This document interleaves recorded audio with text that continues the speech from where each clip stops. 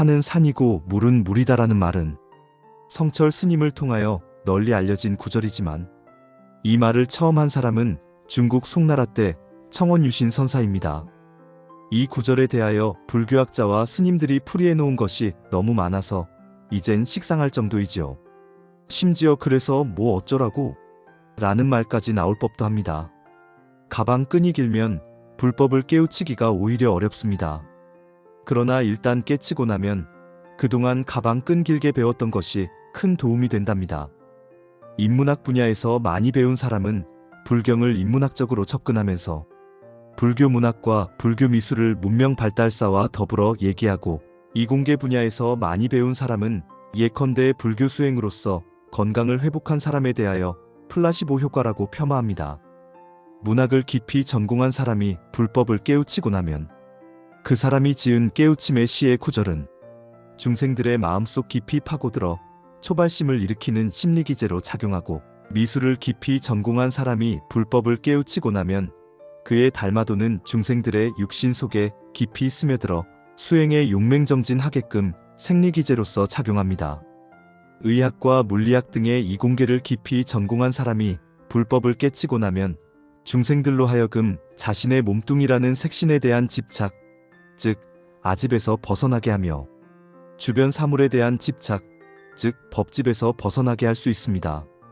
결국 산은 산이요 물은 물이다라는 표현에 대하여 아직 불법을 깨치지 못한 사람이라면 그의 인문학적, 과학적 소견은 번뇌장과 소지장이 잔뜩 묻어있는 똥귀저귀일 것이니, 관건은 너 해봤어? 라고 누가 물어봤을 때 실제로 아직 증득한 바는 없지만 적어도 증득할 수 있는 방법을 알고는 있어야 합니다. 바로 그 증득 방법을 구체적으로 알려주고 있는 경전이 능엄경이며 열애장 법문입니다. 이제부터 설명하는 내용에서는 다음과 같은 능엄경의 표현이 나옵니다. 봄각이 밝아서 오묘하니 곧 본연지덕을 갖추고 있다. 성각이 오묘해서 밝으니 곧 수연지덕을 갖추고 있다. 부처님의 이와 같은 말씀이 우리들의 삶에서 구체적으로 어떤 의미이고 어떻게 드러나는지 이 영상에서 설명하겠습니다. 먼저 부처님의 제자인 부르나 존자가 부처님께서 설명하신 열애장에 대하여 조목조목 따졌는데, 이에 대하여 부처님께서 말씀하신 대목을 보겠습니다. 능엄경 권사에 있는 내용을 발췌합니다. 부르나의 따지는 듯한 질문에 앞서 부처님께서는 먼저 이렇게 설명하셨습니다. 부르나야, 세상의 일체 현상들이 모두 열애장이라서 청정하고 본래 그대로의 모습이다. 여기에서 청정이라는 말은 깨끗하다가 아니라 아무런 모습이 없다라는 뜻이고, 본래 그대로, 즉 본연이라는 말은 모습이 변하지 않는다라는 뜻입니다. 부처님의 설명에 대하여 부르나는 이렇게 질문합니다. 부처님의 말씀처럼 세상에는 아무런 모습도 없고 본래 그대로라고 하면 어찌해서 갑자기 산과 강, 그리고 대지의 모든 물질들이 생겨나서 하나씩 변천했다가 다시 시작하는 겁니까? 부르나의 질문은 계속 다음과 같이 이어집니다.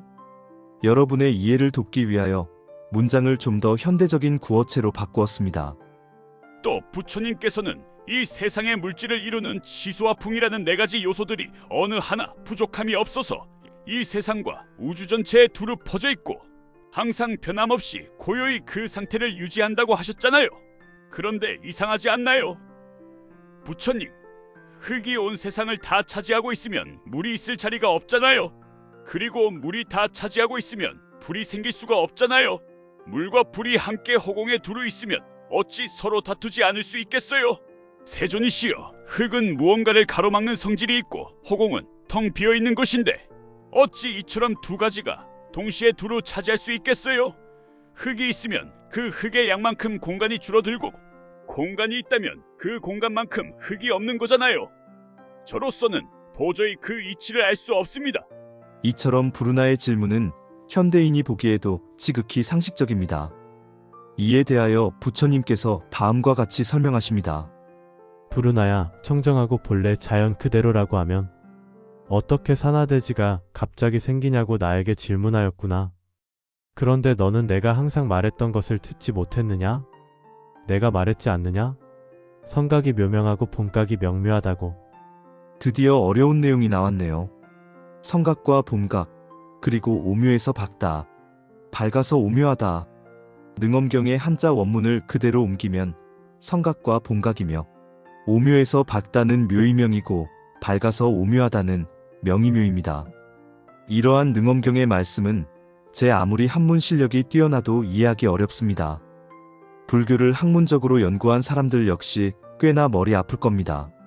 아울러 도를 깨쳤다고 해도, 즉 견도했어도 온전히 그 뜻을 파악하기엔 쉽지 않습니다. 실제로 도를 닦아 증득해야만 이 말씀을 사람들이 납득할 수 있는 방편으로서 설명할 수 있기 때문입니다. 쉽게 말하면 분명 산인데 산이 아니고, 물인데 물이 아니었다가 다시 산으로 되고 물로 되는 현상을 나타낼 줄 알아야 합니다. 이렇게 하지 못하면 그냥 책상물림 학자의 아르마리 자랑이거나 올바르게 수행하지 못한 채 거드름을 떠는 사람의 구두선에 불과합니다. 이제 이 난해한 말씀을 풀어보겠습니다. 먼저 각이라고 하는 글자에 주목해주세요. 만약 이 글자를 깨우칠 각이라고 해석하면 더 이상의 진전은 없습니다. 왜냐하면 깨우친다, 깨우쳤다라고 하면 무지에서 벗어나 지혜를 얻은 것처럼 생각할 수 있기 때문입니다. 절대 아닙니다. 그냥 무언가 알게 되는 것 또는 알게 된 것이라는 뜻인데, 우리가 보통 말하는 촉이 좋다, 나쁘다, 각을 세웠다 등등의 표현에서 보듯이 어떠한 바깥 대상에 대하여 심리적으로 인지하거나 생리적으로 감각하는 것을 가리키는 표현입니다. 제가 이렇게 설명하면 불교를 조금 배웠다는 사람은 아마 각에 대하여 알아차림이라고 여길지 모르겠네요. 아닙니다. 알아차림 역시 자칫 지혜의 발현으로 해석될 수 있기 때문에 그냥 쉽게 느낌이 왔어, 내가 보기엔 이런 것 같아 정도로만 이해하길 바랍니다. 각을 이렇게 이해하고 나면 이제 성각은 성이라고 하는 작용을 하는 촉을 뜻하고, 본각은 본이라고 하는 작용을 하는 촉을 뜻합니다. 머리 아프세요? 이 영상을 그만 보고 싶나요? 꾹 참으세요. 중간에 멈추면 후회하실 겁니다. 관심 가질 만한 실증 사례가 이어질 것이니까요. 성각에서의 성은 성품이라는 명사로서 사용된 게 아니라 성품을 부여한다라는 동사로서 사용되었습니다. 성품을 부여한다는 것이 뭔 말일까요? 생물체가 되었든 무생물이 되었든 이 세상에 존재하는 모든 것들에 대하여 어떻게 생겼고 어떻게 움직이는 등등 제각각 고유한 특성을 지니게 한다는 뜻입니다. 누가 성품을 부여하나요? 바로 각입니다. 정확히 말하면 그러한 각을 지니고 있는 중생입니다. 더 정확히 말하면 그러한 중생에게 있는 아레야식입니다. 만약 사람이 어떤 형체에 대하여 저것은 산이고 이것은 물이야 라며 촉을 세워 말하면 그 사람이 접한 대상이 비로소 산이 되고 물이 된다는 뜻입니다. 여러 사람이 하나의 산을 보더라도 어떤 사람은 부처럼 생긴 산이라고 하고 어떤 사람은 종처럼 생긴 산이라고 말한다면 두 사람은 각각 북과 종의 모습을 떠올리며 다르게 인식할지라도 결국은 산이라는 측면에서는 동일합니다. 그래서 두 사람 모두에게 산은 산입니다. 중생들에게는 이처럼 성각이라는 것이 있어서 인식의 대상, 즉 연을 따라가는 작용을 합니다. 산 비슷한 연을 만나면 산으로 인식하고 물 비슷한 연을 만나면 물로 인식합니다. 그런데 이때의 산이나 물은 생겨나고 없어지는 것이어서 중생들이 갖고 있는 성각 역시 생겨나고 없어지는 작용을 합니다. 즉 인식의 주체와 인식의 대상이 각각 따로 나누어지지 않은 채 하나로 되어 있습니다. 인식하려는 주체가 생기고 나면 이어서 인식 대상이 발생하고 인식하려는 주체가 사라지면 인식 대상도 사라집니다. 이처럼 성각으로서 작용하는 중생의 마음을 가리켜 대승기신론에서는 생멸문이라고 표현합니다. 중생들에게는 앞서 말한 본각이라는 것도 있습니다. 본각에서의 본은 근본이라는 명사로서 쓰인 게 아니라 본래의 것을 지니게 한다라는 동사로서 사용되었습니다. 본래의 것을 지니게 한다는 것이 뭔 말일까요? 중생들에겐 누구나 본래의 것이 있습니다. 본래의 것? 이건 또 무엇일까요? 불교를 조금 더 배우신 분들이라면 본래 면목이니 본지풍광이니 하는 표현을 들어보셨을 겁니다. 부처님의 얼굴과 눈에 해당하는 본래 면목 또는 부처님의 자리이기도 하는 본질을 중생들 모두 갖고 있다는 것이 능엄경과 대승기신론에서 말하고 있는 본각에서의 본입니다. 한편 본각에서의 각은 본래 면목과 본질을 늘 지니게 하는 작용력을 가리킵니다. 그래서 중생이 언제, 어디에서, 무엇을, 어떻게 생각하고 움직이든 중생의 본각에는 불변지덕, 즉 변하지 않는 덕을 갖고 있습니다. 이 말은 중생이 곧 부처라는 말과 같은 뜻입니다. 대승기신론에서는 이처럼 본각으로서 작용하는 중생의 마음을 가리켜 진여문이라고 하였습니다. 결국 중생의 한마음, 즉 일심에는 진여문과 생멸문이라고 하는 두 개의 큰 문이 있습니다. 이것을 이문이라 하고, 이러한 중생심의 두 작용으로 인하여 우주는 체, 상, 용이라고 하는 3대로서 나타나서 작용한다고 대승기신론에서는 말하고 있습니다. 대승기신론에서 체상용이라고 하는 우주의 발현과 작용에 대하여 능엄경에서는 밝음이라는 명과 오묘함이라는 묘로서 설명하고 있습니다. 본래 면목 또는 본지라고 하는 본각에는 밝음이라고 하는 명이 있으면서 언제나 현상계의 물리현상을 일으킬 수 있습니다. 이러한 현상을 불보살님이 일으키면 자비와 보리심으로써 낮추신 것이라고 표현하지만 중생들의 경우에는 번뇌에 물든 반연심이 일으킨 망상경계라고 합니다. 왜 이렇게 차이가 날까요? 불보살님들은 당신들에게 명이 있음을 알고 계시지만 중생들은 자신에게 명이 있음을 알지 못하기 때문입니다. 명이 있음을 깨우치고 증득했으면 전 50부터 제8 아레야식까지 식을 사용하지 않고 슬기라고 하는 지를 사용합니다. 예컨대 중생들이 사는 물리세계에서 산이라고 하는 유형물을 나타내려면 전호식이 변화한 성소작지를 사용합니다. 이런 과정이 능엄경에서 말하는 밝아서 오묘하다, 즉 명이묘에 해당합니다. 불보살님들과 달리 중생들은 자신에게 명이 있음을 알지 못하고 설사 깨쳤어도 증득하지 못했기 때문에 늘 바깥을 향하여 무언가 밝히려고 촉을 세웁니다. 이것을 가리켜 능엄경에서는 명각이라고 합니다. 저게 뭐지? 아, 그거구나 라고 하면서 전호식부터 제8 아레야식까지 식을 발동합니다.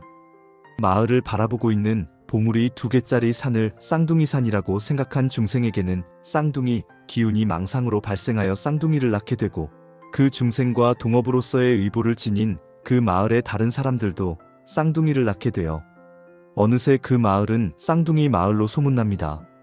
식으로서 지어낸 물리세계는 망상경계라서 결코 오묘한 작용을 일으키지 못합니다. 즉 명이묘에 해당하지 않아요. 묘하지 않다는 게 뭔 말일까요? 쉽게 말해서 신비한 현상이 없고 신비한 현상이 일어나지도 않는다는 뜻입니다. 산은 언제나 산에 머물고 물은 언제나 물에 머물 뿐입니다. 쌍둥이 마을의 산은 언제나 쌍둥이 산으로 작용하고 물은 언제나 아래로 흘러갈 뿐입니다. 그래서 중생에게 산은 산이고 물은 물입니다. 한편 불보살님에게도 역시 산은 산이고 물은 물이지만 이때의 산은 묘한 산이고 이때의 물은 묘한 물이라서 산과 물의 존재와 작용이 참 묘합니다.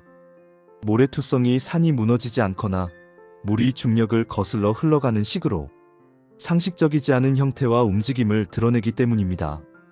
이제 성각이 오묘에서 박다는 묘의명에 대하여 알아보겠습니다. 쉽게 풀이하면 현상계에 나타나서 작용하는 모습이 오묘할 수 있는 것은 본래 밝아서 그렇다는 뜻입니다. 저의 풀이가 전혀 쉽지 않으신가요? 제가 많이 부족해서 그렇습니다. 좀 더 쉽게 설명하겠습니다. 성각이 오묘에서 밝다에서의 밝음은 본래 고유한 특성이 없습니다. 이것을 가리켜 자성이 없다라고 합니다. 이처럼 자성이 없다 보니 세상의 모든 물리적 현상이 연을 따라서 이루어집니다.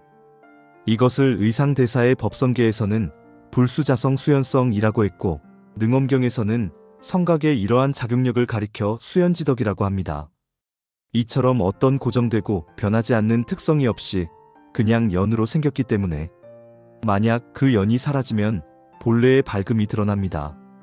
이것을 가리켜 묘의명이라고 해요. 굳이 밝아지려고, 밝음을 찾으려고, 근본 이치를 깨우치려고 발버둥치지 않아도 그냥 내려놓으면 그 순간 바로 밝음 상태가 됩니다. 선종에서는 이것을 방아착이라고 했어요.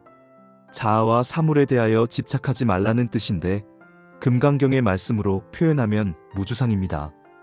즉 아상, 인상, 중생상, 수자상에 머물지 않아야 합니다. 불보살님들은 현상계의 모습에 머물지 않기 때문에 모든 물리세계를 묘하게 드러내고 움직이시는데 이러한 작용을 본지 풍광에서의 풍광이라고 합니다. 이제 그 풍광을 거두면 다시 본래 면목, 본지, 밝음으로 돌아갑니다. 그런데 중생들은 성각의 묘의명 작용을 못해요. 우선 그들이 살아가는 물리세계가 전혀 묘하지 않습니다. 망상으로 가득한 아레야식의 종자로서 현상을 지었기 때문이지요. 그냥 내려놓고 상에 머물지 않으면 곧바로 밝음 자체이지만 스스로가 밝음을 알지 못하고 알았어도 수행으로서 증득하지 못했으니 자꾸만 무언가 알고 싶어 합니다. 이것을 능엄경에서는 명각이라고 해서 알려고 촉을 세우는 것이라고 했고 또한 필명이라고 해서 반드시 억지로라도 뚜렷하게 알고자 하는 것이라고 했습니다. 한마디로 말하면 중생들은 모두 호기심 천국에서 놀고 있습니다. 성각의 묘의명 작용이 제대로 되면 산은 산이 아니고 물은 물이 아니게 됩니다. 하지만 중생들에게는 산이 산 아닌 적이 없고 물이 물 아닌 적이 없습니다. 그래서 등반하다가 산에서 추락하고 물놀이 하다가 빠져 죽기도 해요. 이제 능엄경의 말씀에 따라 중간 정리를 해보겠습니다.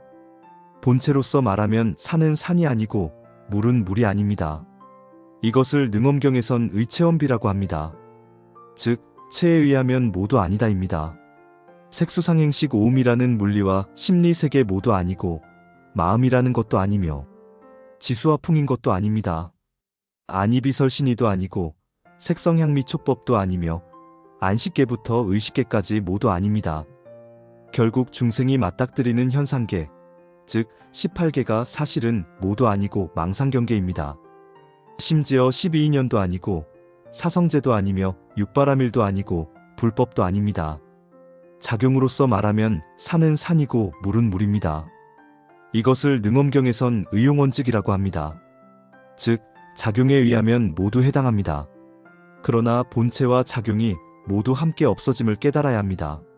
산이 산 아니라는 것과 물이 물 아니라는 것도 없어지고 산이 산이라는 것과 물이 물이라는 것도 없어져야만 열애장을 깨우칩니다. 산이 산되고 물이 물되는 것은 아레야식이라고 하는 태극이 음양으로, 사상으로, 8궤로, 64궤 등등으로 계속 전개되는 현상입니다. 이런 과정이 명의묘입니다. 연을 따라 순경계로 나아가지요. 산이 산 아니고 물이 물 아니게 되는 것은 64궤에서 8궤로, 8궤에서 사상으로, 사상에서 음양으로, 다시 태극으로 돌아가는 현상입니다. 이런 과정이 묘의명입니다. 연을 거슬러 역경계로 나아가지요.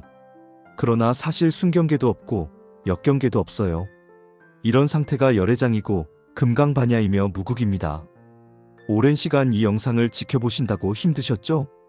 이제 어느 정도 머리로는 이해하셨을 겁니다. 마지막으로 이와 관련된 수행을 알려드리겠습니다. 사실 사람마다 근기가 달라서 오프라인에서 구체적으로 배우는 것이 옳지만 어쩔 수 없이 현교 방법을 사용하여 매우 간단히 설명하겠습니다. 산마지 수행을 하세요. 산마지는 결코 산매와 동일어가 아니라는 점을 분명히 밝혀둡니다. 이에 대한 시시비비는 역경가이시며 밀종 6대조이신 불공조사님과 신라원유 스님께 하세요. 산마지 구멍을 찾아야 합니다. 그 구멍 찾기는 명의묘 방법으로 해야 하고 일단 구멍을 찾았으면 다시 묘의명 방법으로 해야 합니다. 명의묘 방법이 무엇일까요? 일단 지금까지의 영상을 처음부터 천천히 다시 보신 후에 나의 육군을 비상식적으로 사용하여 내 주변의 육경이 비상식적으로 나타나야 합니다. 비상식적이라는 것은 예컨대 눈으로 사물을 보지 말고 귀로써 보고 귀로 소리를 듣지 말고 눈으로써 들으라는 식입니다. 무언가 알 수 없는 구멍이 나타나면 그것이 바로 성각에 의하여 수연지덕이 작용한 것입니다. 둘째, 구멍이 나타난 이후에는 묘의명 방법을 해야 하는데 이것을 가리켜 공성이 드러났다고 합니다. 그렇긴 해도 아직은 명이 아닙니다. 가공에 그쳐 있거든요. 깜깜한 채로 하나의 점이든 원이든 사각형이든 그 밖에 무언가 느껴지면 그 중심점이라고 생각하는 곳으로 계속 파고드세요. 이때 나의 의식이 개입되면 안 됩니다. 파고들라고 해놓고는 의식을 쓰지 말라고 하니 이상하게 들리나요? 의식을 사용하지 않고 그 상태가 평온하게 되는 것을 경안이라고 하는데, 이 상태에서 관조하면 어떤 상과 경계가 나타납니다. 즉, 하지 않았음에도 하지 않음이 없다는 경계입니다. 노자의 표현을 빌리면 구멍을 찾을 때는 유욕으로 하고 그 구멍 속의 오묘함을 관할 때는 무욕으로 하라고 했어요. 이것이 성공하면 현현묘묘라는 상태가 나타납니다. 참고로 말하지만 현과 묘는 글자가 다르듯이 그 경계가 다릅니다. 아울러 현과 묘를 각각 중첩해서 사용한 까닭도 있습니다. 이에 관한 자세한 설명은 생략합니다. 여러분, 산은 산이 아니고 물은 물이 아닌 경계를 먼저 이해하고 수행하세요. 그리고 산은 산이고 물은 물이라는 경계를 이어서 수행하세요. 마지막으로 산이 산이면서 산이 아니고 물이 물이면서 물이 아닌 경계를 수행하세요. 그러나 결국 산맞이 구멍을 찾지 못하면 모든 게 허사입니다. 그 구멍을 찾는 방법은 사마타와 삼마바리와 선나 수행을 모두 해야 하며 25원통법 중에서 본인에게 적당한 것을 찾아 증득해야 하며, 이러한 수행에 앞서 가장 먼저 능엄신주로서 단량법 수행을 해서 전생의 묵은 업장의 영향을 약화시켜야 합니다. 등산하다가 산에서 목을 메고 죽으려는 사람을 발견하고 그 사람의 목에 있는 줄을 종이로 바꾸거나, 달리는 열차에 뛰어들어 죽으려는 사람을 발견하고 열차를 물로 바꾸는 식으로 묘이명을 할 수 있어야 하고, 끊어진 종이를 다시 줄로 잇고 물로 바뀌었던 열차를 다시 본래의 열차로 되돌리는 것은 애당초 줄에 감겨있던 결혼예물 목걸이를 보존하기 위하여, 열차에 타고 있던 승객들을 위하여 명의묘를 할 수 있어야 합니다. 목을 매던 사람은 다리에 긁힌 자국만 남고 열차에 뛰어들었던 사람은 폐에 물이 약간 차 있을 뿐입니다. 소승에 그치면 될 것을 대승보살도를 닦기가 이처럼 힘이 듭니다. 그래도 어쩌겠어요? 이번 생을 지나면 다음 생에 또다시 부처님의 법을 만날 수 있다고 과연 장담할 수 있을까요? 제가 매일 새벽마다 수행을 하면서 사홍서원을 외울 때마다 한없이 울컥하며 뼈에 사무치는 까닭이 바로 부처님의 은혜에 제대로 보답하지 못할까 하는 걱정 때문입니다. 안한존자의 개송처럼 과연 한 명의 중생이라도 성불하지 못하면 결코 나는 열반에 들지 않겠다고 서원할 수 있을까요? 이 역시 큰 번뇌입니다. 지금까지 긴 영상을 시청해주셔서 대단히 감사합니다. 여러분의 성취와 성불을 간절하게 발언하며 영상을 마칩니다. 도움이 되셨다면 구독과 좋아요를 부탁드립니다.